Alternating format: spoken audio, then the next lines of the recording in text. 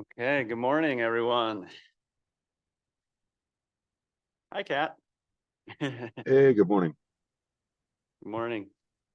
Most of our members are on Zoom today, but let's go ahead and get started. Let's see. This is the TRPA Operations and Governance Committee. Today is March 27th, 2024. It's 8:38, and the first item is the roll call. So, Maria. Ms. Bowman, Here. Mr. Bass, Here. Ms. Dis, Here. Ms. Gustafson, Here. Ms. Hill,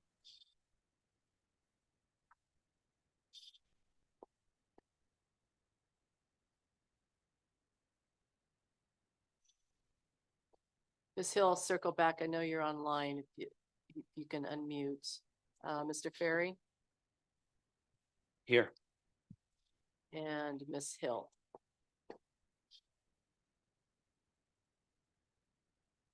We can see you, but I can't hear you.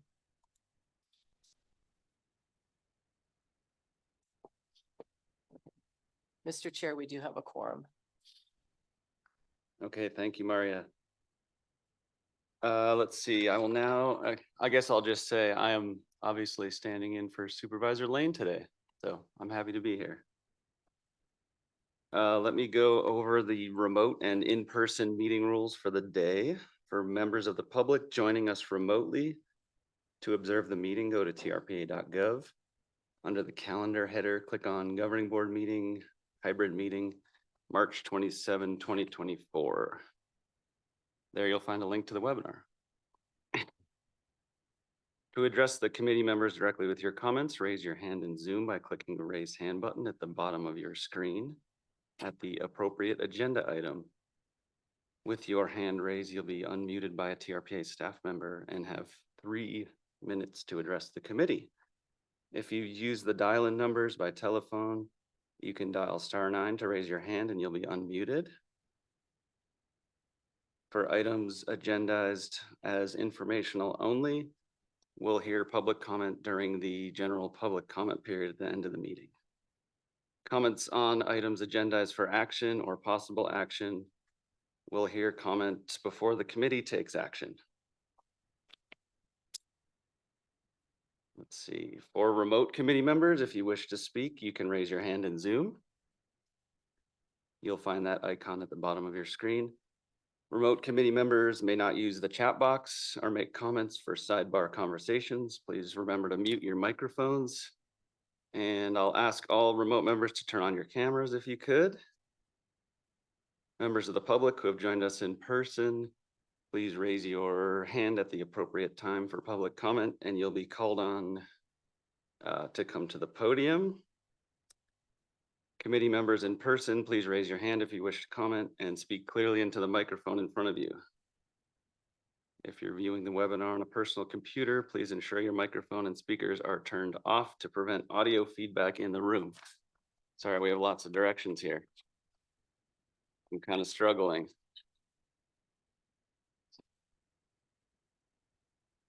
Okay, the next item on our agenda is approval of the agenda. Chris, do we have any changes? There are no changes to the agenda, Chair. Thanks, Chris. Deem the agenda approved as posted for the record. Item 2 is approval of minutes. We do have a draft set of minutes from February 28, 2024 on page 9 of our packets. Does any member of the committee wish to make a change? Any hands raised on Zoom to make a change to the minutes? Mr. Chair, there's no hands raised. Thank you, Maria. I will entertain a motion to approve the minutes as presented. All those in favor, oh, sorry, don't have a motion yet. I was just gonna say so moved. Sorry, Brendan. Sorry, Cindy. It's weird being the only one here. I know. Don't be lonely. I know. Sorry. I'm gonna get this. Thank you, Cindy. All those in favor, now we can please say aye. Aye. Aye. Hi. Aye. Aye. Any objections? Okay, that motion passes. That takes us to item 3, which is a recommended approval of the February financials. And information on this item can be found on page 97 of your packet. I'm going to pass this over to Chris Keeler to present on this item.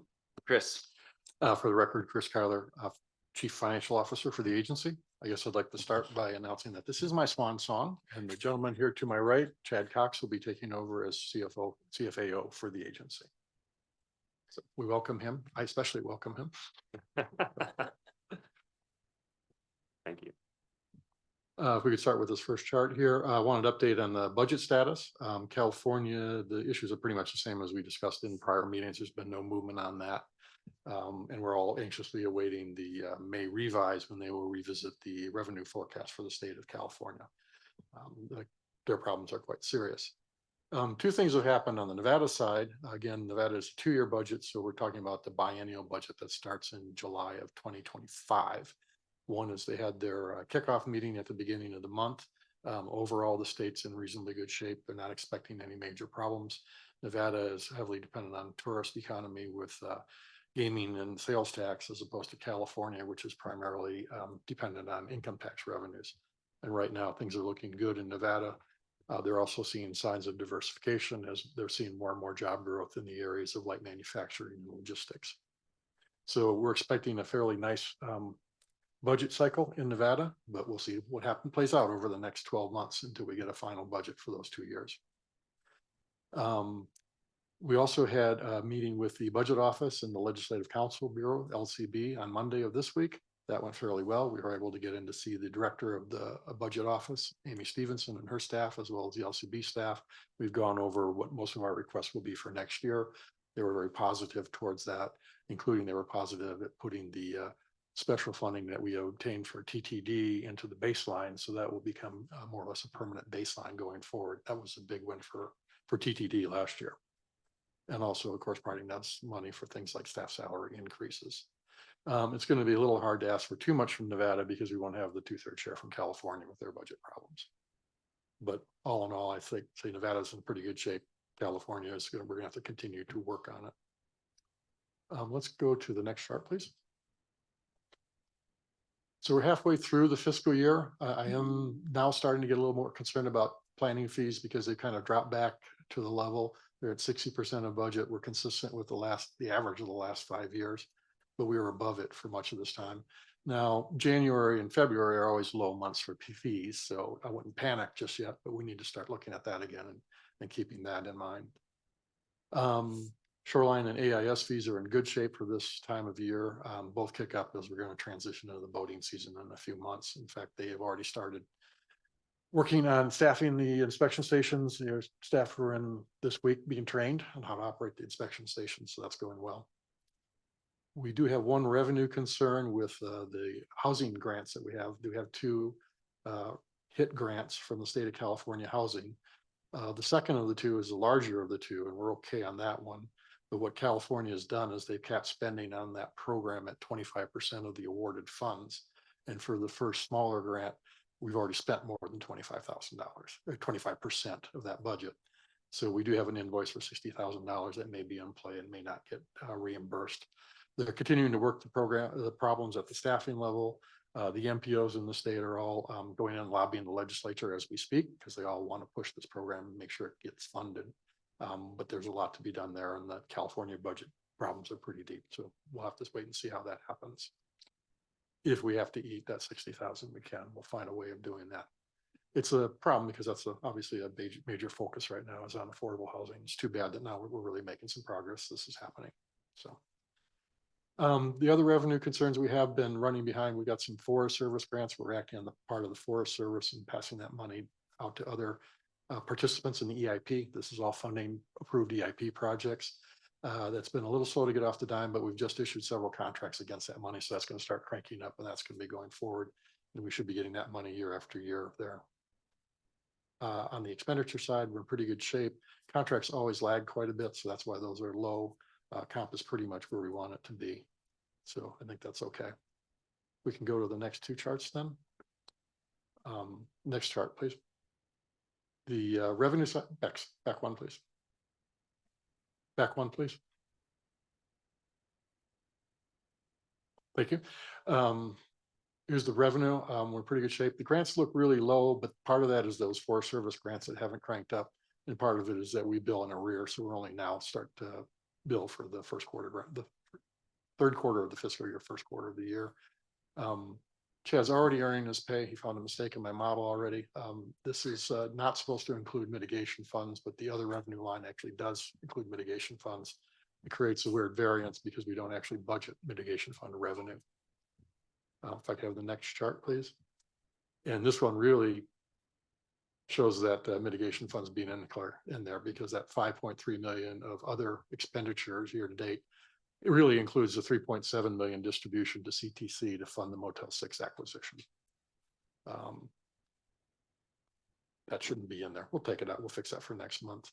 Labor, as I said, is pretty much where we expect it to be at this point. We're staffing up. We do have 2 vacancies at the moment, but those are new positions that are growth positions.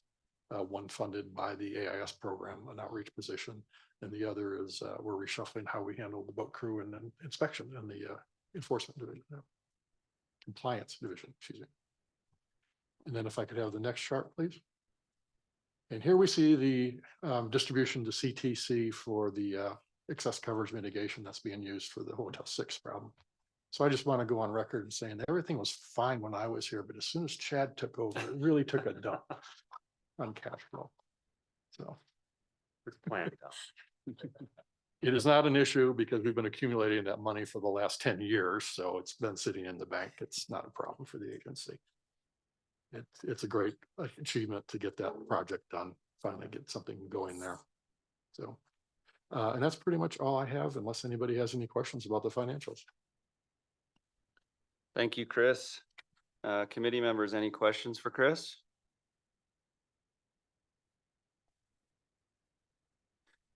I was just going to say quickly on the HIT grant, we were talking with TRPA staff about a pass through potentially of around, we were talking about 75,000 to the 3 California jurisdictions for CEQA help, for area plan amendments.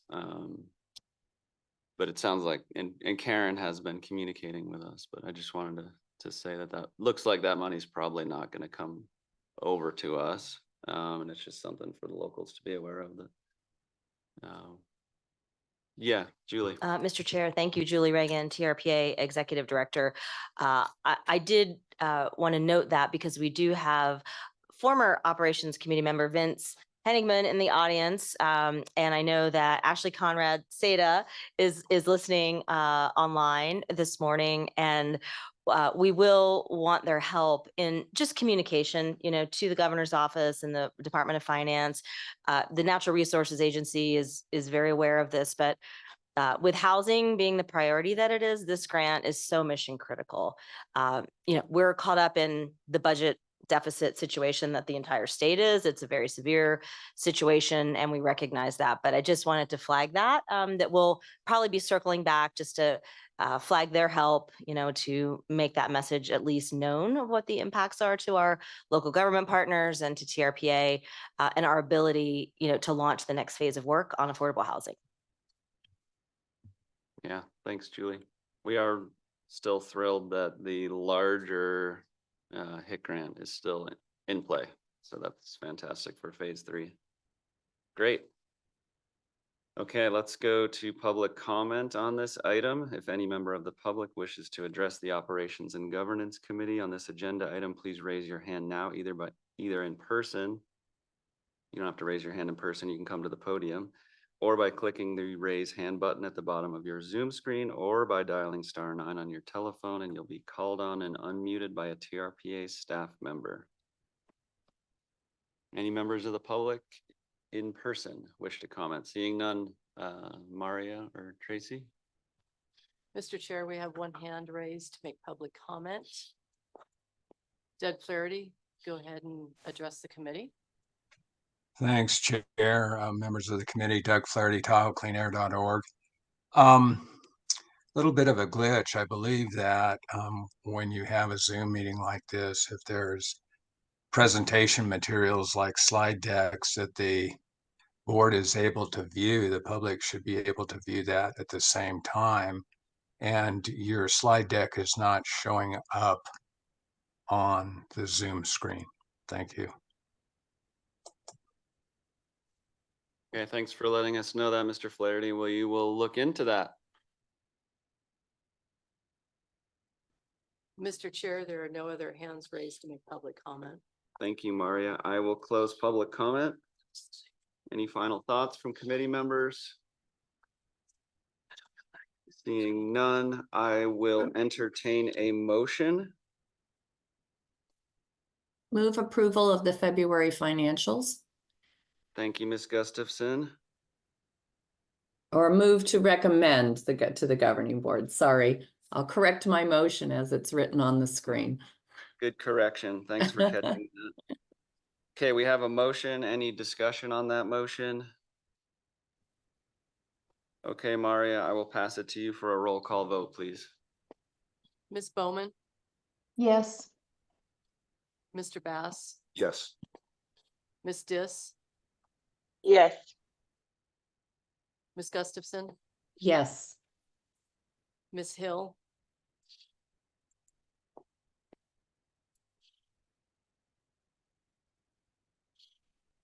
can see you, Ms. Hill. I don't know if you can hear us.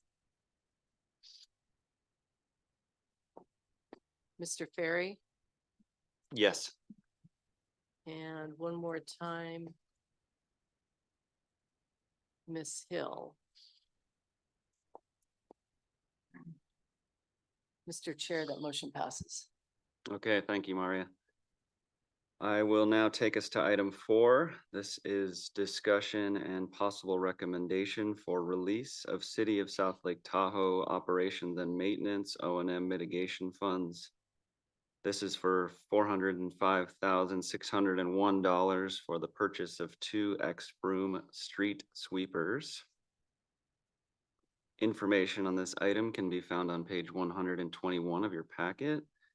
And I'm very happy to pass this over to Ms. Campbell to present on this item. Good morning, Mr. Chair, members of the committee. For the record, Tracy Campbell with the Environmental Improvement Department here at TRPA. As an executive assistant with the Environmental Improvement Program, I get to look after the mitigation funds as well, which, as my boss Kat knows, is a favorite part of my job. Getting to see these permit mitigation fees translate into funds that then contribute to real benefit, environmental improvement benefit on the ground is really cool. Sometimes that's a big acquisition like Motel 6 we just talked about, years in the making, or contributing to critical maintenance equipment like street sweepers. So this request comes from the City of South Lake Tahoe for $405,601 in operations and maintenance funds towards the purchase of 2 new street sweepers. The sweepers will replace 2 failing units. We have had similar requests over the past several years from other jurisdictions. The decomposed granite, the DG in our region, is really hard on these units, and there comes a point where they just cannot be maintained anymore.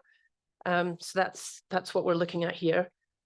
Street sweeping reduces fine sediment on the road surface and prevents those fine particulates being transported to the lake. And that's a critical piece in meeting those TMDL load reductions.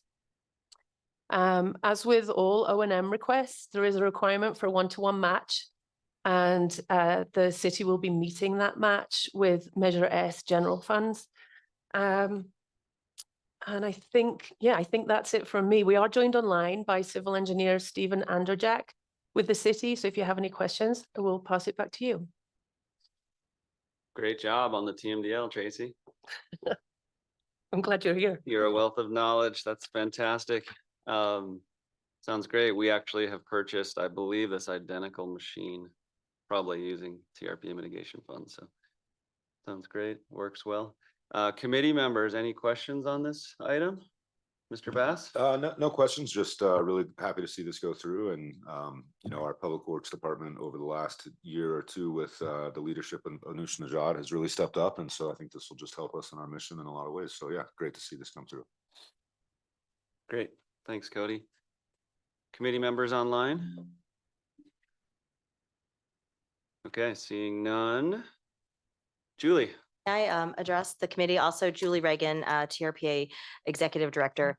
I also did want to welcome Jessica Dis, who recently had a beautiful baby girl, and it was very kind of her to join this meeting this morning and later the governing board. So just wanted to say thank you, Jessica, for being here.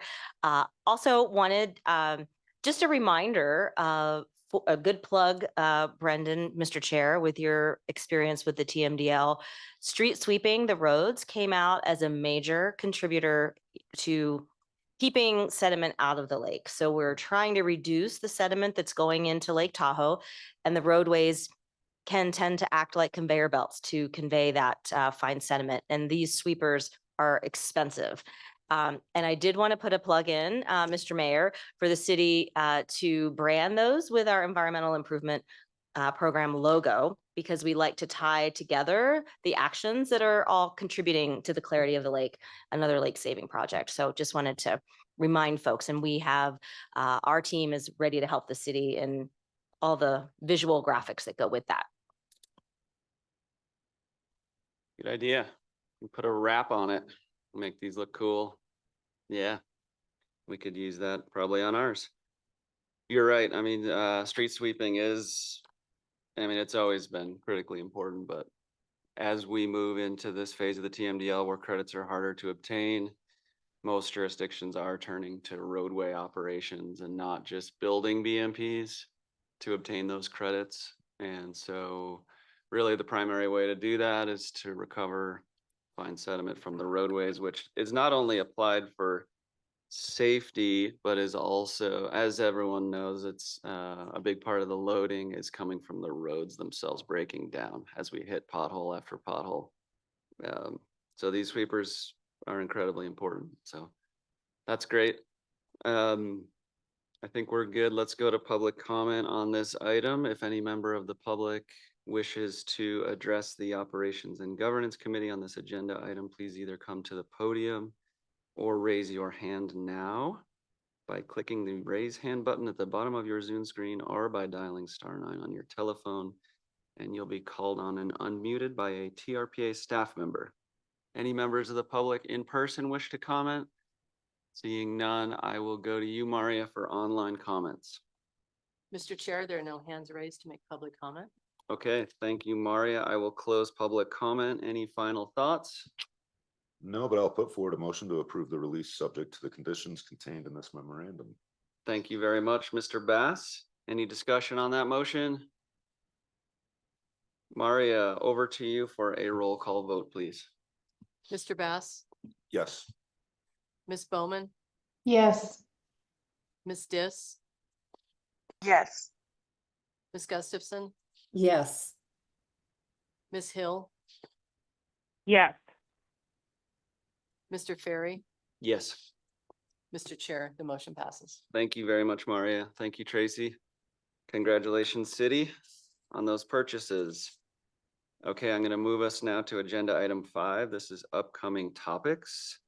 Since this item is informational only, members of the public are welcome to comment at the final public comment item. And I'm going to pass this back to Chris to present on this item. Thank you. For the record, Chris Kyler, Finance Director for the agency. Sorry, Chief Financial Officer. Before I get into this, I just want to respond to Mr. Flaherty's concerns. If you're in the room, when you see the big screen at the front of the room, that should be the Zoom feed that everybody remote is seeing. The other two screens are just showing the slides. We're checking into the problem, seeing if we can't solve it, but it appears that everybody else is seeing the full thing. Yeah, and this is Julie Reagan, Mr. Chair, just to clarify that. Yeah, we have had reports that others are seeing the slides on Zoom, so it could be a local issue, but we're troubleshooting. Okay. Just future meetings, next month, we usually do a quarterly update on mitigation fees and the treasurer's report. And then, but really the substance is going to start coming in May and June when Chad starts to talk to you about the next year's fiscal budget. And all the fun that you're going to have doing budget stuff. And final comment, I should have said earlier, thank you to El Dorado County for agreeing to take the CEQA lead for the Myers AIS station. And we're working on that. So appreciate that support. That's all I have. Thanks, Chris. Short and sweet. Yeah, we're happy to partner with TRPA on that important project. It's scheduled to go to El Dorado County Board of Supervisors for approval on April 9th. And then we'll put out an RFP to secure contract help to initial design and go through CEQA on that project. So that's great. Let's see where I am in my notes. Bear with me. Any committee members have final questions for Chris? Okay, seeing none, we're not going to take public comment. That was informational only. And I will take us to item 6, which is committee member comments. Any members of the committee have any comments they'd like to share? Mr. Bass? Okay. Any committee members online? Any comments to share? Sure, this is Cindy. Chris, I just want to offer our congratulations that you found a replacement. Thank you for your incredible service, and enjoy your swan song, especially as we head into a California state budget that doesn't look very promising. So you can rest and relax now. Thank you. Ms. Dis? Thank you, Mr. Chair. I just also wanted to echo Cindy's comments and thank you, Chris, for your many years of hard work, and it will be big shoes to fill. And I'm sure that you've picked a great replacement. So we'll miss you.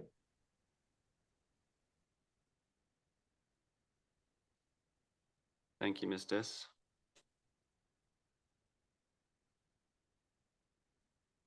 Okay, seeing no other hands. Yeah, thank you very much for your service, Chris. We wish you all the best. And I know, Chad, I can just tell you're gonna be great. And Mr. Chair, we will have a little more of a proper roast in front of the full board There we go. later in the program. Good. So let me pile on the purpose of this committee, Julie Reagan here, TRPA Director, because Chris was the executive team member lead for the Operations and Governance Committee, has just been invaluable to the agency, and we wouldn't be where we are today in the extraordinary fiscal shape that we are. Clean audits, strategic thinking, and a respected fiscal agent for the basin for environmental restoration projects. So congratulations, Chris, to your next adventure. And we welcome Chad, and we'll give you a little bit more background on Chad in my executive director report. But Chad is here, ready to go. He's on day 8, and hasn't run out of the building screaming yet. So we're doing great so far. And we can't wait to tap his great experience in the role of Chief Financial and Administrative Officer. Thank you. Thank you, Julie. Yeah, congratulations on hiring prior to the departure and having the cross training. That's hard to do, but when pulled off, it's incredibly valuable. So that's fantastic. I will move us to item 7. This is public interest comments. If any member of the public wishes to address the Operations and Governance Committee at this time, please either come to the podium or raise your hand by, again, hopefully you've heard this the 20th time, clicking your raise hand button at the bottom of your Zoom screen, or by dialing *9 on your telephone, and you will be called on and unmuted by a TRPA staff member. Any members of the public in the room wish to comment? Seeing none, over to you again, Maria. Mr. Chair, there are no hands raised to make public comment. Okay, thank you very much. Thank you everyone for bearing with me. I had to dust the cobwebs off a little bit there, but I'm getting the hang of this, and I'm going to take us to our final agenda item, which is agenda item 8, adjournment. Do I have a motion to adjourn? So moved. Thank you, Mr. Bass. All those in favor, please say aye. Aye. Aye. Aye. Yes, we don't have any opposition, and we will adjourn at 9:07.